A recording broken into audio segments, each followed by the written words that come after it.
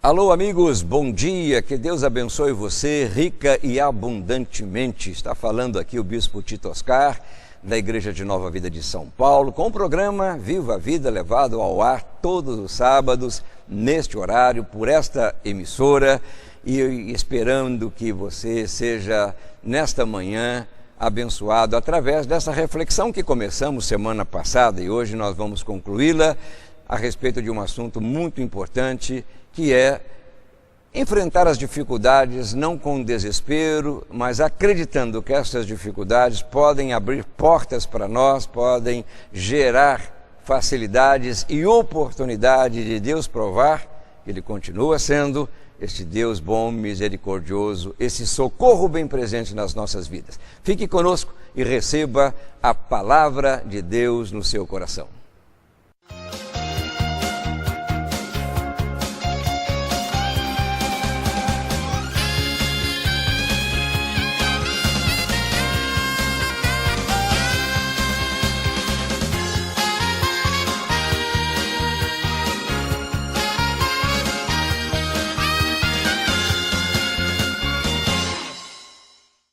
Jesus não disse, queridos, por favor, entrem no barco, esperem lá do outro lado. Por que Jesus fez tanta insistência? Por que compeliu? Por que forçou? Por que exigiu deles? Por que obrigou? Eu penso, não está escrito, mas eu penso que Jesus estava preparando para dar uma das lições mais importantes para aquele grupo naquele momento. Eles não sabiam da razão por que Jesus falava daquela forma. Observe que houve até uma reação. Se você ler aí o capítulo que nós estamos considerando, mas no versículo 15, você vai encontrar aqui uma certa reação do grupo. Diz, ao cair da tarde, os discípulos aproximaram-se dele e disseram, este é um lugar deserto e já está ficando tarde. Esta palavra está no contexto aqui da multiplicação, mas observe, faça um link. Os discípulos já estavam preocupados antes. Senhor, já é tarde, manda essa multidão embora. Já manifestavam aqui um certo receio com respeito àquele povo, em razão do dia já está declinando. Eu penso, vamos ficar um pouquinho nesse texto aqui. Eu fico pensando, quanto tempo deve ter durado aquela ou esta refeição? Quanto tempo?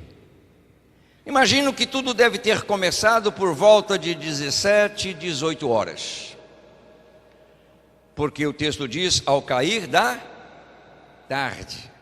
Para nós, ao cair da tarde, significa o quê? 17, 18 horas, 5, 6 horas da tarde. Então o dia já estava declinando, quando o milagre começou. Agora pense comigo. Suponhamos que entre o milagre, Senhor, manda embora, que não, tem um rapaz aqui, tem pão, tem peixe e tal. Suponhamos que entre o milagre, o distribuir dos elementos, pense no tempo que eles gastaram para comer o pão e o peixe sem engasgar com os espinhos. Porque os peixes daquela região lá tem muito espinho, chama peixe de São Pedro. Pense no tempo que gastaram para recolher quantos cestos? 12 cestos. Eu imagino que deve ter durado aquela refeição umas 4 ou 5 horas. Bem, já eram 5 da tarde. Mais 4 ou 5 horas, devia estar por volta de 23, 0 horas da manhã, você está entendendo? Imagine, 0 horas, Jesus chega e diz assim, pega o barco, atravesse para o outro lado. Aí os discípulos fizeram essa ponderação: Senhor, já anteriormente eles já estavam preocupados, já é tarde. Se já era tarde para o povo em terra, imagine 23 horas avançar mar adentro. Interessante que há certas situações em que nós somos levados a obedecer às ordens de Deus, e muitas destas situações em que nós nos jogamos nas mãos de Deus em obediência, nos levam a enfrentar dificuldades. Não é fácil você ser fiel, não é fácil você ter uma disposição de fazer o que Deus pede, não é fácil você colocar os seus dons, os seus talentos nas mãos de Deus para que Deus use. Sempre nós encontramos pretextos, dificuldades surgem. O raciocínio aqui é muito simples. Se eu obedeço, se eu coloco a minha fidelidade, meus talentos, o meu tempo, a minha oração, o que eu espero disso? Que Deus me abençoe. Não é isso que diz? Leia capítulo 28 de Deuteronômio, que você vai verificar. Se vocês obedecerem, eu vou colocar vocês como cabeça, eu vou fazer isso, vou fazer aquilo. A obediência pressupõe o resultado de uma bênção. E aí entram os nossos questionamentos. Se eu perguntasse aqui, quantos são obedientes a Deus? Você levantaria a sua mão? Eu vou perguntar, quantos são obedientes a Deus aqui? Levante a mão. Ninguém, ô bispo, alguma coisa está errada com a igreja. Quantos, vocês ouviram? Quantos são obedientes a Deus? Levante a mão. Que maravilha. Aí eu pergunto, quantos de vocês não estão, quem sabe hoje, enfrentando uma tempestade? Quantos de vocês não estão hoje, talvez, convivendo com uma doença que tem dizimado, que tem atrapalhado, que tem consumido recursos e inclusive as suas emoções? Quantos que levantaram as mãos possivelmente estejam hoje enfrentando uma forte crise familiar? Ou quem sabe um problema no trabalho? Quantos? E a pergunta é óbvia, mas como? Se eu sou obediente a Deus, se eu sou fiel a Deus, se eu estou seguindo o que Ele determinou, por que tudo isso está acontecendo? Falei recentemente com uma pessoa lá em São Paulo, membro da igreja, já há muito tempo, mas que por uma razão foi esta pessoa acometida por um câncer. Entrou o processo de quimioterapia, de radioterapia, e nós a fomos visitar, e na conversa em casa, a cabeça raspada, aquele semblante que você conhece de pessoas que enfrentam essa dificuldade. E saiu esta frase: eu me sinto injustiçada. Opa, aquilo bateu no meu coração. Pessoa da igreja. Eu me sinto injustiçada. Por quê? Sempre fui obediente, fiel, papapá, papapá. Por que isso aconteceu comigo?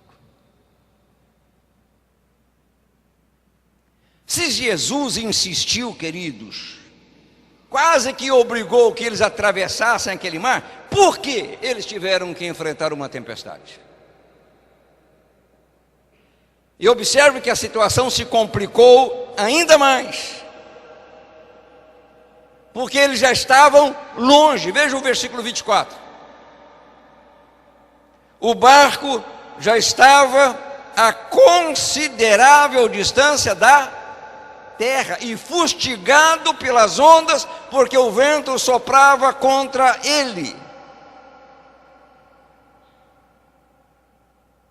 Entenda que naquela época os barcos não eram movidos a motor de popa.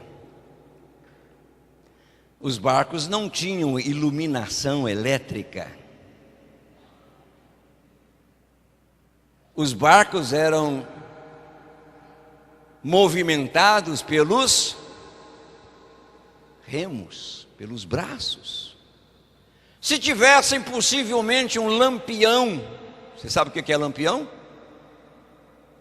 Talvez pudessem colocar o lampião na... Eu penso que você estava conosco, ou não estava, mas um dos bispos, sim, pescando com o bispo Antônio numa lagoa lá em Goiânia, à noite, Serra da Mesa, você estava? O barqueiro, noite, não enxergava nada, e como era um lago que havia sido feito em razão de uma usina construída, muitas árvores ainda estavam lá acima do nível, lá com os galhos secos, e o homem vinha numa loucura, desviando, igualzinho um motorista que eu conheço, passando por entre os galhos. Eu disse: meu Deus, numa escuridão, não havia nada. Agora imagine, naquela época de Pedro, não era um barco provido de recursos, mais ainda, remar contra o vento. Eu já tive essa experiência aqui no Rio de Janeiro. Não é uma tarefa fácil. E lendo o texto, pela hora em que Jesus aparece ali, 3 ou 4 horas da manhã, porque o período vai de 3 a 6 da manhã, vamos pensar, entre 3 e 4 horas. Durante esse tempo de 23 horas que eles pegaram o barco, andaram talvez 1, 2 horas, já não dava mais condições de retornar, já estavam longe. Fazer como aqueles dois que estavam navegando num barquinho, e no meio do lago, um lago enorme, né? O barco teve um problema, deu água, e eles tiveram que nadar. Um olhou para o outro, estavam no meio do lago, olhando a margem lá na frente, olhando a margem que haviam deixado, e eles disseram: é melhor voltar. Já estavam no meio do lago. Se vão voltar, por que não continuam nadando em direção ao alvo? Sabe por quê? Porque é muito difícil. É muito difícil você avançar quando você encontra estas barreiras. Você não pode voltar. Tem situações que não dá para voltar. Tem situações na vida, queridos, que não dá para refazer o negócio feito. Tem situações que não dá, como a gente diz, para remediar. Há situações em que você não tem condições de expulsar a doença que invadiu o seu corpo. Alguém perguntou a um dos tripulantes desse navio que ainda está lá próximo à ilha de Hernando, afundando, perguntou: o senhor voltaria a fazer um cruzeiro? O homem olhou para o repórter e disse: não sei. Eu, quando entro no avião para fazer estas viagens que o bispo exige de mim, eu digo: Senhor, cuida desse avião, Senhor. Estava sentado ao lado de um rapaz nessa viagem, na vinda para cá, e ele estava assim um pouco nervoso, lendo tal, né? E quando o avião deu a volta aqui na Bahia e apontou, né? Eu já estava naquela expectativa, porque já tive uma experiência aqui de 2 arrancadas. Eles tiveram que, como a gente diz, ele arremeteu 2 vezes. Eu fico dizendo: Senhor, põe esse aviãozinho no chão, Senhor, põe esse aviãozinho no chão, Senhor. É a minha oração, Deus me entende, né? Mas quando o avião bateu, deu a reversão nas turbinas, e ele vai parar. Quando eu senti que ele ia parar, eu olhei para o rapaz. Primeira coisa que o rapaz fez. Aí o outro que estava do lado olhou para ele e riram ambos. Ele disse: não, a gente tem que se segurar. Tá bom. Não é fácil você estar num mar agitado e não ter como retornar. Ou você rema, ou você vai ficar à deriva. E se ficar à deriva, você não vai ter direção. Você vai se perder. Queridos, é neste momento que as dificuldades geram oportunidades. Nas dificuldades, normalmente nós perdemos a capacidade de enxergar as mãos de Deus. Há uma situação emocional, psicológica, que bloqueia a nossa capacidade de saber, de entender que Deus continua conosco, que Deus não nos abandonou. A gente conhece os textos, a gente conhece as verdades, mas quando o vento sopra em contrário, parece que nós nos perdemos, a gente deixa de enxergar as mãos de Deus. Quando tudo parecia perdido para aquele grupo, o que aconteceu? Jesus aparece. Aparece de que forma? Uma forma inusitada. Aparece andando, caminhando por sobre aquelas ondas agitadas. Eu sempre me pergunto por que ele agiu assim.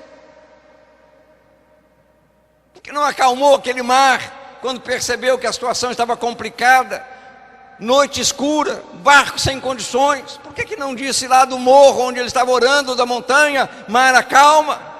Não, porque aquela viagem era uma viagem de treinamento para a vida.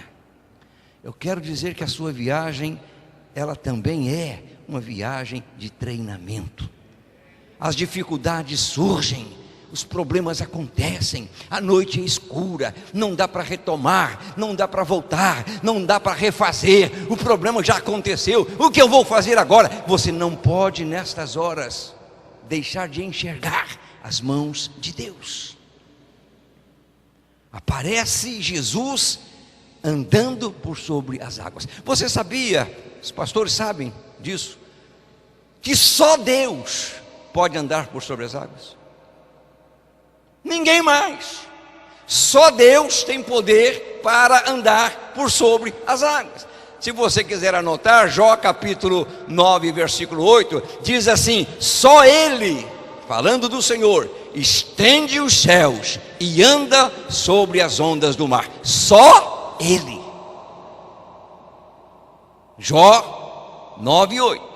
Salmo 77, versículo 19, diz assim: a tua vereda passou pelo mar, o teu caminho pelas águas poderosas, e ninguém viu as tuas pegadas. A tradução de Almeida diz: pelo mar foi o teu caminho, as tuas veredas pelas grandes águas, e não se descobrem os teus vestígios. Só Deus, queridos, pode andar por sobre as águas. Por essa razão, quando Jesus aparece andando, o que disseram os discípulos? Veja o versículo que nós lemos aí, versículo 33: verdadeiramente tu és o Filho de Deus. Quando eles caem em si, Jesus disse: não tenham medo, sou eu. Eles olham um para o outro e dizem: não, ele andou por sobre as águas. Verdadeiramente tu és o Filho de Deus. Jesus estava dando uma lição ali de divindade para eles, mostrando que é possível, queridos, fazer das dificuldades oportunidades. Porque normalmente, eu insisto, as dificuldades, elas impedem os nossos olhos de ver as mãos de Deus agindo. Eles não viram Jesus, eles viram o quê? Um fantasma. Eles gritaram. Eu gostaria tanto que nós aprendêssemos e que nós segurássemos estas verdades, de não nos desesperarmos quando no meio de uma dificuldade você perder a capacidade de ver Deus. Não se assuste, já aconteceu comigo, talvez já tenha acontecido com você. No meio da sua luta, você perde a capacidade de enxergar que Deus continua sendo o Deus de Abraão, o Deus de Jacó, o Deus de Isaac, o Deus que está conosco. O Senhor dos exércitos está conosco. O Deus de Jacó é o nosso refúgio. Essas verdades não podem escapar. Essas dificuldades abrem portas para nós, como abriram portas para aqueles que lá estavam naquele barco. A oportunidade Pedro teve. Senhor, se és tu, manda que eu caminhe por... Então venha, Pedro, porque só pode caminhar por sobre as águas quem é Deus. Mas venha cá. Mas Pedro chutou a bola fora. Pedro perdeu a oportunidade de fazer algo extraordinário. Andou alguns passos, é verdade, como nós temos andado. Mas quando as ondas aumentam, quando as dificuldades começam a se complicar, nós perdemos essa capacidade. Eu oro a Deus e prazo aos céus que você não deixe escapar isso da sua vida. E não aconteça com você. Você pode até beber um pouco d'água, mas saiba de uma coisa: você nunca vai se afogar. Nunca. Você pode se engasgar com uma onda, mas Deus não vai permitir. Por quê? Porque Jesus sempre está próximo de nós, a ponto de estender a sua mão e nos colocar de volta no barco. Diz-nos o texto, versículo 31, que imediatamente, veja, imediatamente, quando os recursos esgotaram, imediatamente Jesus estendeu a mão e fez o quê? E o segurou. As mãos de Deus, diz a palavra, elas não estão encolhidas, para que não possa nos abençoar. O seu problema, a sua crise, a sua tempestade, as dificuldades que orbitam a sua vida, o seu mar, enfim, o que aconteceu de imprevisto na sua vida, eu quero dizer para você, em nome do Senhor Jesus, como profeta de Deus, são oportunidades para Deus mostrar a você que Ele nunca abandonou e jamais abandonará a sua vida. As mãos dEle estão ainda estendidas para curar você, para libertar você. Se você naufragou emocionalmente, se uma situação de angústia, de desespero tomou conta de você, se você perdeu a visão de Deus, saiba que no escuro da noite as mãos do Senhor vão chegar e vão colocar você novamente de pé, porque nada vai impedir você de chegar ao outro lado. Nada. Aquela tempestade não impediu que eles chegassem lá. E chegar do outro lado para nós representa a conquista dos nossos sonhos que pareciam perdidos, dos nossos projetos, dos nossos anseios, de tudo aquilo que nós idealizamos. Chegar do outro lado é tomar posse da vitória. Não há dificuldades, queridos, que possam limitar as ações de Deus na minha e na sua vida. Que nesta noite o Senhor estenda as mãos para você. Que nesta noite você sinta na escuridão da sua tempestade uma mão chegando e dizendo: não temas, eu vou colocar você de volta no barco em nome de Jesus. Que Deus nos ajude a entender isso. E que nesta ceia, ao tomarmos os elementos, ao comermos do pão, nós possamos dizer: Senhor, não dá para voltar. A situação está complicada. As dificuldades estão aumentando. Nós vamos afogar, nós vamos sossobrar, nós vamos afundar. Não. Jesus chega, acalma, tranquiliza e a viagem continua. Que a sua viagem continue até você alcançar o seu alvo em nome de Jesus. Amém, amém e amém. Glória a Deus. Glória a Deus. Amém. Aleluia. Quando entraram no barco, o vento cessou. Convide ele para estar com você nesse barco. Amém, queridos? Vamos ficar de pé para nós fazermos uma oração antes de passarmos a palavra ao bispo. E que esta ceia seja um momento precioso para você, para Deus falar, sustentar, fortificar, abrir as possibilidades, as oportunidades que você tanto sonhou. Coloque a sua mão no coração. Meu Deus e meu Pai, eu quero ser um instrumento de bênção para a tua igreja nesta noite. Nestas poucas palavras nós traduzimos aquilo que o teu Espírito Santo tem nos ensinado. vivemos em constantes tempestades. Surpresas acontecem, dificuldades surgem.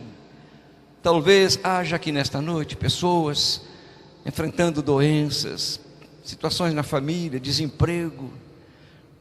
A noite é escura, os ventos sopram contrário à nossa caminhada, não há como enxergar um palmo à frente. Pai, nós estamos perdidos. Não, Senhor, que este sentimento saia do coração de cada pessoa que aqui está, e que cada um perceba que as tuas mãos estão nos tocando neste momento. Não temas, sou eu. Ah, Pai, põe esta pessoa de pé e leva cada filho e cada filha ao outro lado, na conquista dos seus sonhos, da sua cura, das realizações de todos os seus projetos. Nós oramos, abençoamos e entregamos esta igreja mais uma vez aos teus cuidados, em nome de Jesus. E que todos digam comigo, amém, amém, amém. Que Deus abençoe você. Prepare o coração para juntos nós celebrarmos a comunhão.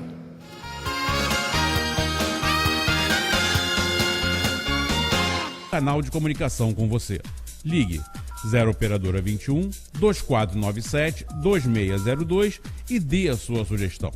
Se preferir, mande um e-mail: vivavida@portalnovavida.org.br. E para você que quer ficar ligado nas programações das igrejas de Nova Vida, acesse nosso site www.portalnovavida.org.br. A Editora Conselho traz até você uma literatura cristã de qualidade. Bereshit, o que a ciência e a Bíblia dizem sobre a criação. Evangelho Digital, as modernas tecnologias a serviço do Evangelho. Levita, um guia para seminários de louvor e adoração. História da Igreja, a história do cristianismo de Jesus aos dias de hoje. O Silêncio das Mãos, uma reflexão sobre a eficácia da não-reação. O amor que desperta a vida, um tema comum a todo ser humano. Enchendo as talhas do milagre, uma obra que reacenderá a sua fé. Cartas de Timóteo, reflexões diárias para a sua vida devocional. Editora Conselho, trabalhando para abençoar a sua vida. Entre em contato conosco. Telefone 0 operadora 21 3326 3844 ou através do nosso e-mail editoraconselho@portalnovavida.org.br.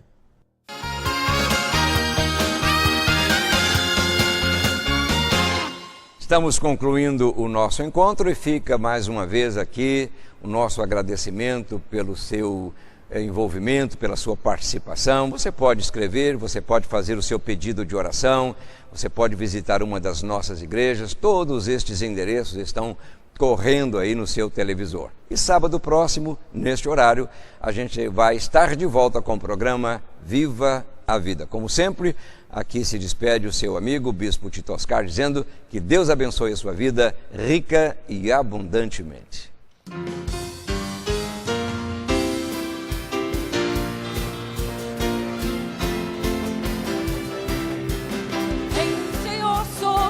Nações, celebrem todos os povos, de geração em geração, o Senhor reina, reina, reina, Senhor, sobre as nações, celebrem todos os povos, de geração